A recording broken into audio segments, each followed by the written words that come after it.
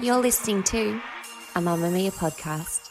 Mamamia acknowledges the traditional owners of land and waters that this podcast is recorded on. Hey Out Louders, it's Mia. Jessie, Holly and I got together recently to record a special interview for another podcast that we have here at Mamamia called That's Incredible.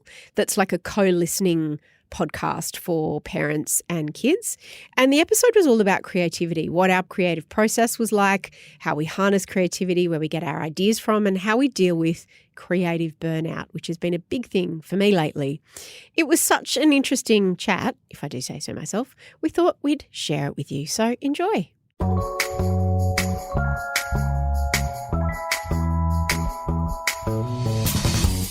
Hello and welcome to a very special episode of That's Incredible. It's all about creativity and we've got some different hosts today. There's me, I'm Holly Wainwright. I'm Mia Freedman. And I'm Jessie Stevens. And we're usually the hosts of Mamamia Out Loud, but that's not all we do. We're also authors, novelists, journalists. In the case of my talented friends here, screenwriters and TV producers. So in short, we've all made careers, some of us in some cases quite long careers now, Mia, out of creativity. And it's also at the core of what we like to do when we're not working. Mia is a big fan of what she calls creative rest. It might be playing with clothes. For me, I might be growing colourful things. We are definitely creative people, although Jessie is not creative in the kitchen. That's a conversation for another time. The thing is, apparently girls often think that they don't have permission to be creative. I remember sensing this a bit in adolescence. I reckon it disappeared for a season, and apparently that's actually proven. That is something that happens. Is that because it's seen as something for childhood that you leave behind? I think it's also about playing risk. Like, I wonder if we become risk averse. Fear of being judged, because Elizabeth Gilbert, I think, said when a man puts a work of creative work into the world, people debate the work. When a woman puts a work of creativity out into the world, they debate whether she's worthy of putting anything out at all. Yeah, I remember being in high school and I loved public speaking. It was my favourite thing. I did a speech in front of the school and I was so proud of myself. And I remember the overwhelming response from other girls was like, who does she think she is? That we should listen to her. It's like scary. It was very, very that. And it's this idea that you kind of have to put it away, or that imagination, as you say, Mia, it's a little bit for childhood. And that's such a loss because teenage girls are really, really creative. Smart. So we wanted to talk to you and maybe your daughters as well today about why that's just not true and give a bit of insight into our creativity and times in our life when we've been more or less creative. I want to know about you, Mia, who is one of the most creative people that I know in almost all areas of your life, if you have always been like that. Yes. So it's taken lots of different forms, my creativity. I've always had a big imagination, but my earliest memory of it was my mum got a call when I was at preschool. So I would have been about 2 or 3. She got a call from my preschool saying, we're a bit worried. We just need to talk to you because it's the middle of winter and Mia keeps coming to school and then she disappears in the middle of the day and she's just wearing like a little dress and it's freezing outside. And we've realised that she's actually bringing spare changes of clothes to kindy in her little kindy bag and getting changed throughout the day.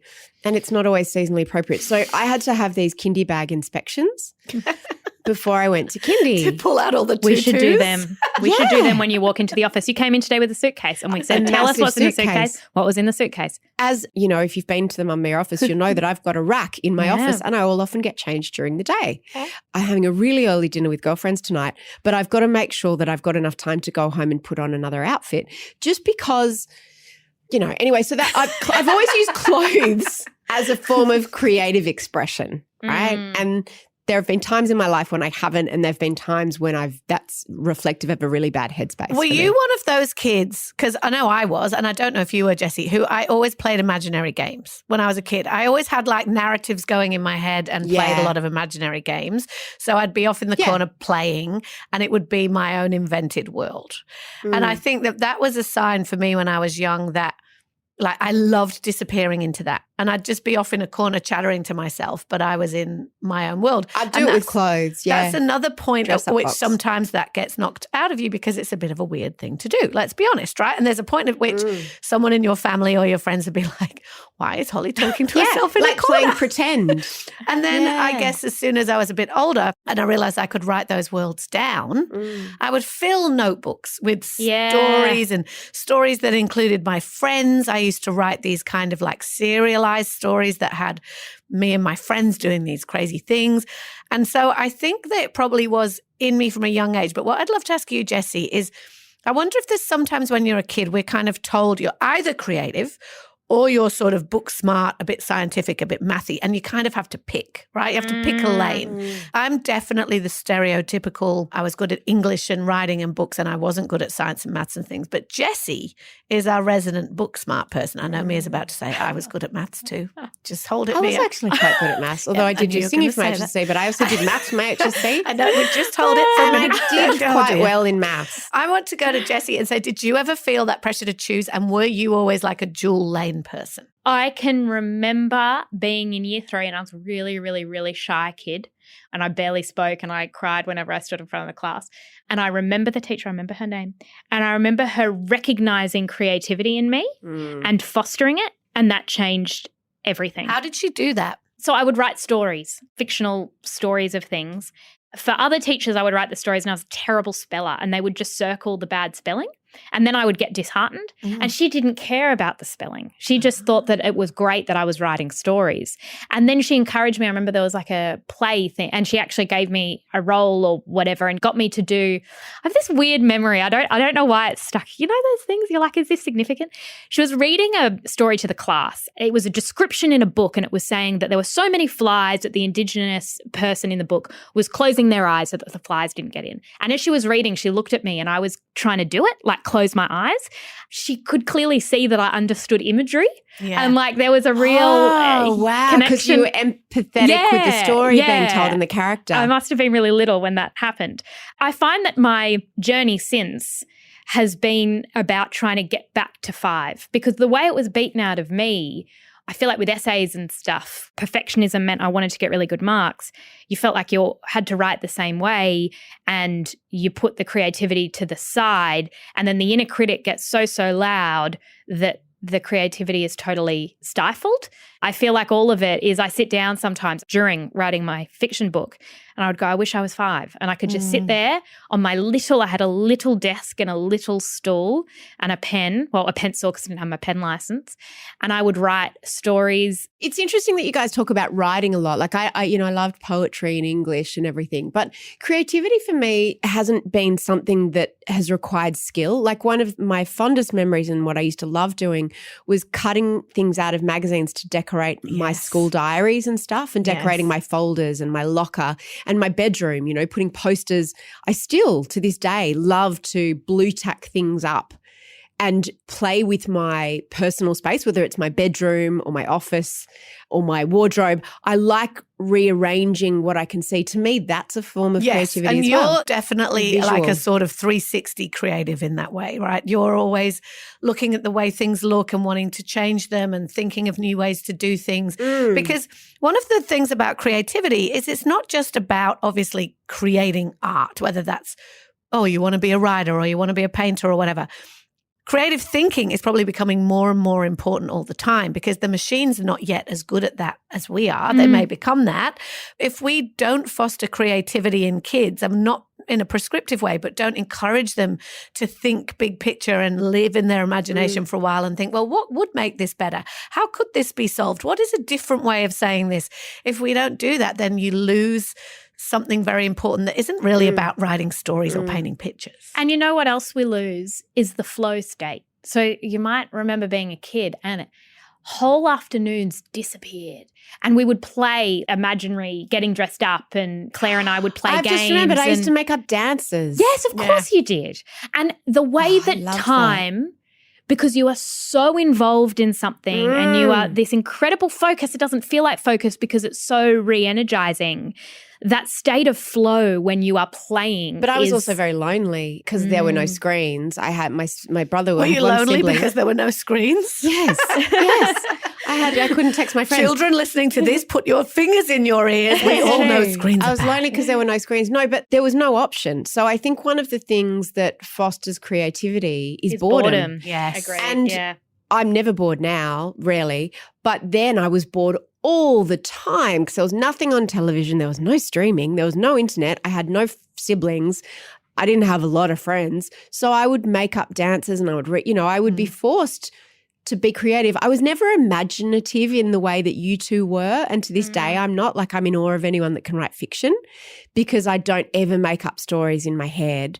I like the real world, but I like physically expressing myself in it, whether it's doing a dance or dressing myself or, you know. In a minute, we're going to come back and I want to know from Jessie and Mia, and I'll be taking notes about how they keep themselves creative when there's so much pressure these days to do a million other things.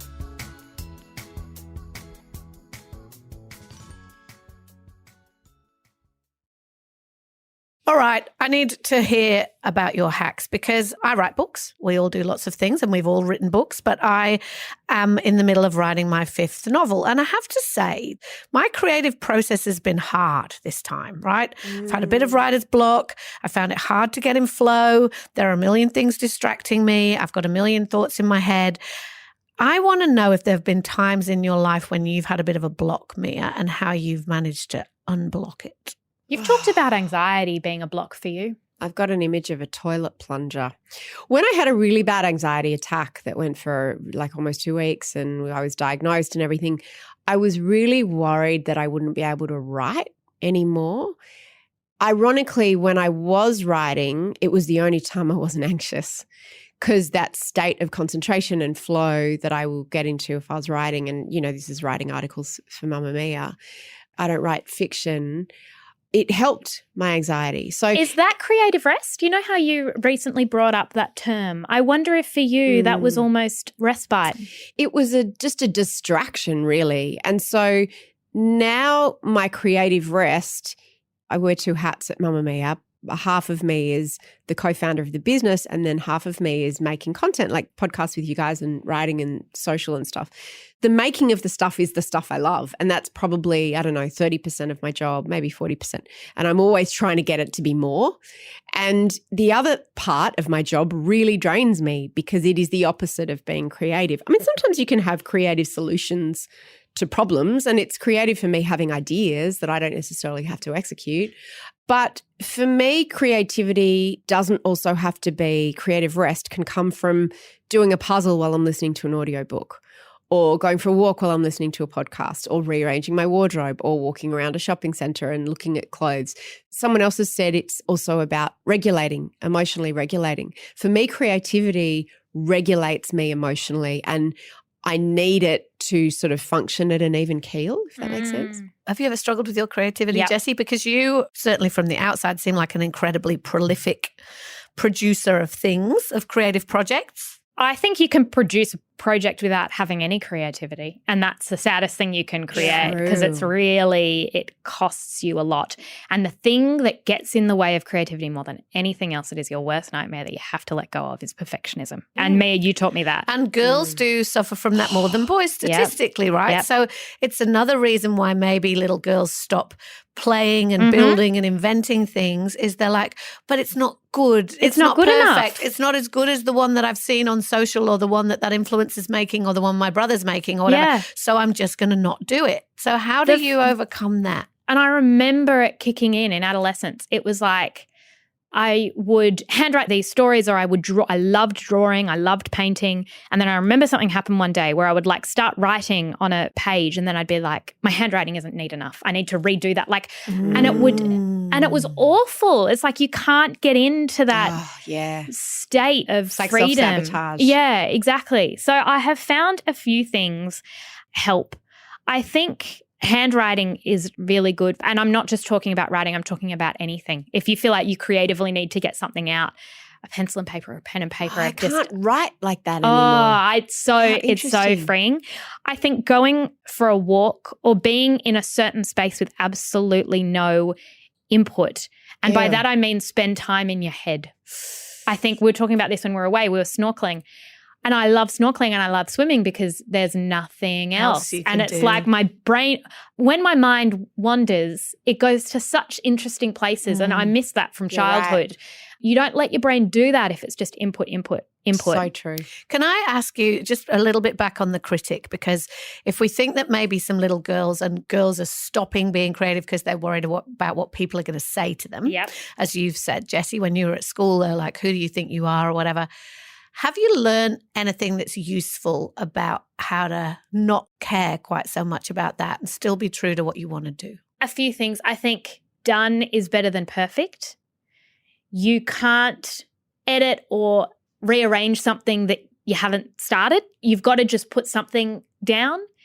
Sometimes creativity can be just for you. It's not a performance. It's not for other people to judge. And you can draw something or you can make something and go, the best feeling, and as we say, we've all written books. I can tell you, you can write a book and you can get a great review or sell X many copies. There is nothing like the feeling of feeling proud of something you have created. There's nothing else that's going to make you the teacher giving you a mark. So it's your opinion that matters. Yeah. And in fact, it's in the doing. It's like in the doing of something. So the thing that's helped me the most has been playing with my now 9-month-old. So watching her, and it's at the moment, the developmental stage is putting ball in round hole, right? So I just show her how to do it and then she doesn't do it. And I'm like, no, the ball goes in there. But then I'm like, no. The thing is the playing. Yes, the thing is that she picks the ball up, she tries to eat it, and then she throws it at the dog. And I'm like, it's the journey, not the destination. Yeah. I love sitting on the floor with her and playing with toys. I love it. Watching her explore it. Yes.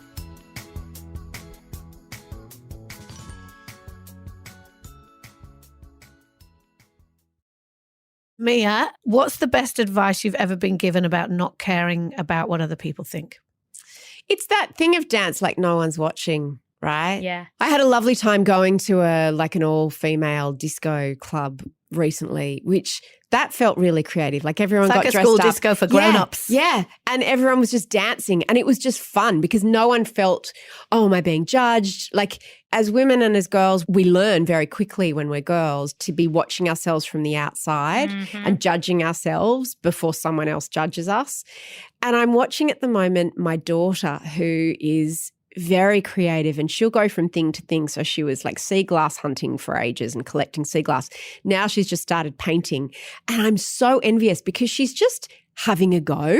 Yeah. She's just like got these canvases and she's just doing all these kinds of things. And I'm just like, wow, I would feel too vulnerable to put something on canvas. I'm very into low stakes creativity, like baking something, making a cake, rearranging some pillows on my couch, moving some furniture around. Like I really like those little light touch bits of creativity. Holly, how have you, with a daughter who is going into adolescence, how do you make sure that she doesn't let that critic steal creativity from her? Well, one of the things I talk to her about a lot, because I think there's a point that girls go through, as you've just said, Mia West, suddenly they feel very visible and everybody's looking and judging. And sometimes it can be a bit sad for mums and dads, I guess, to see their little creatives swirling around girls. You know, a lot of girls will be literally dancing like nobody's watching, playing with their friends, scrapping, not caring about stuff, dancing around, creating plays, doing all those things. And then suddenly it's like closed down. No, it's not cool. It's not. And it can be a bit heartbreaking even to watch it. We make sure that in our house, it's very clearly, explicitly a silly space, right? In our house. Silly is a great word. Yep, in our house, you can be as silly and goofy and uncool as you want. You can try out ideas that you might not want to say out loud anywhere else. Nobody's judging you for whatever. Of course, that isn't true. The siblings judge each other all the time. But in theory, you can try out anything you want. What's hard, That's so smart. I think it's really interesting what you say, Jessie, because what I see about my daughter, who I don't think she thinks of herself as very creative anymore, but I know it's in there. Yeah. And she's been writing stories for school. She's at high school now. And she is a bit paralyzed by that, like it's not perfect, be embarrassed if I had to read this out in front of people. So I think all of that stuff about reinforcing this is just for you. And as you said, Mia, just have a go. Like that is just so important because once you lose touch with that part of yourself and you lose confidence in it, it's hard to reconnect to it sometimes. Yeah. And even adults find that too. So it's really important to almost create a safe space for yourself to be, this is where I get to be. And keep silly. the stakes low. Yeah. You know, and silencing that inner critic takes work, I think. I heard something from Michelle Obama once, I think it was her, who said like, the rest of the world for the rest of your life is going to tell you you're an idiot.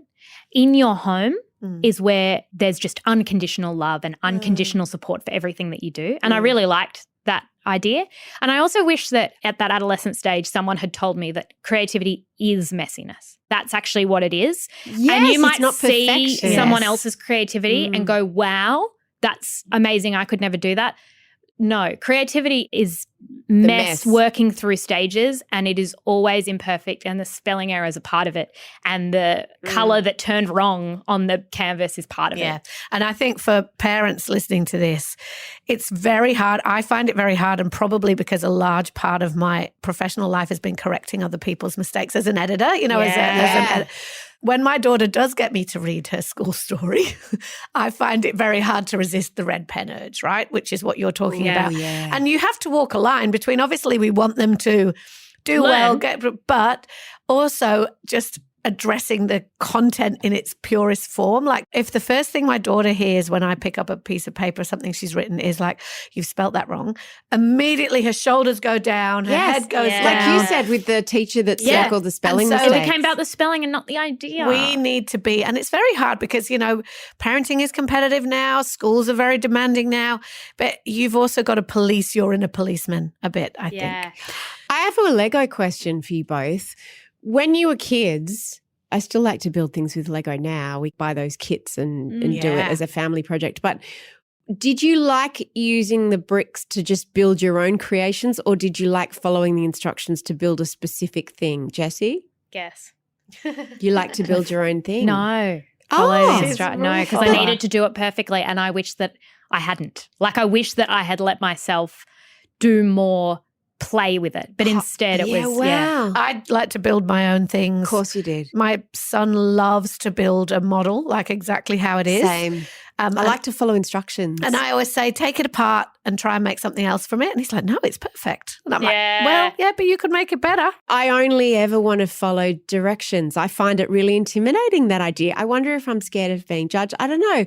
You say you love being on the floor playing. I found that one of the hardest parts of parenting. I hated it. You also had 3 kids, and I'm in the early stages. No, of my I only first, had one at a time. But I never liked it, even from the beginning. I just didn't. Like, and when it's like, tell me a story, I'm like, no, can I read you a story? I don't know if it's, I just don't trust my imagination. But there's so many different ways of being creative. Yes. Like my son's super creative. He makes creative breakfasts. Yeah, I like that. Yeah, which is very handy. Thank you. I think we've all learned a lot about creativity, and I've got some hacks. Thank you, Out Louders, for listening to this special episode of That's Incredible, all about creativity. We hope it's been helpful to you and maybe your daughter, if they're listening with you, to harness their creativity too. Thank you for joining us, and thank you to Lego. Goodbye.